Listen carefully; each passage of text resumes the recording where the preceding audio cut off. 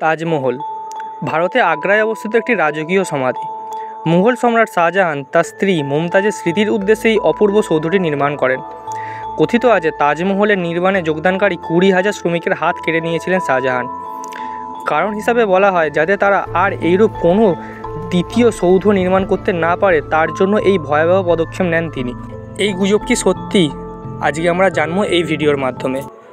ততক্ষণ আমরা like and subscribe করে রাখুন। কথিত আছে তাজমহলের সৌন্দর্যে মুগ্ধ হয়ে তিনি এমন পদক্ষেপ নেন যা কেউ কোনোদিন ভেবে উঠতে পারেনি। তিনি এই সৌন্দর্যের সৃষ্টির বদলে কোনো পুরস্কার না দিয়ে কর্মরত শ্রমিকদের হাত কেটে দিয়েছিলেন। কিন্তু ইতিহাসে এরকম কোনো ঘটনার বর্ণনা নেই। শ্বেত পাথরের তৈরি এই স্মৃতিসৌধের আনাচে কানাচে লুকিয়ে রয়েছে রহস্যময় নানা ঘটনা। সব কিছু ছাপিয়ে সামনে আসে তাজমহলের 20,000 শ্রমিকের হাত কাটার গল্প।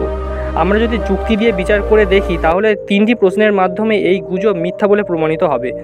তাজমহলের অফিসিয়ালি ওয়েবসাইটে বলা হয়েছে, প্রথমত অত শ্রমিকের হাত কাটা হলো কিন্তু তাদের হাতের কোনো কঙ্কাল পাওয়া গেল না কেন? দ্বিতীয়ত, ওই সময় ভারতে ভ্রমণে আসা কোনো পর্যটকের বিবরণ কিংবা সমসাময়িক কোনো বইয়ে এই কথার একবারও উল্লেখ করা হয়নি কেন?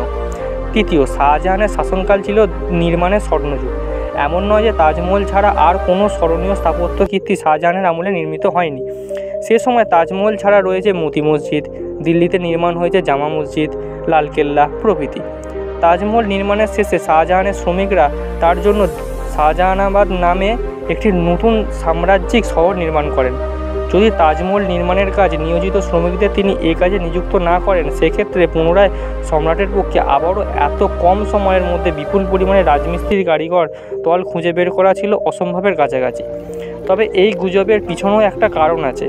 শাহজাহান তাজমহলের শ্রমিক ও শিল্পীদের নির্দেশ দেন যাতে তারা অন্য কোনো সম্রাটের হয়ে কাজ না করে। এটাই পরবর্তীকালে হাত কাটার রূপকে পরিণত হয়েছে।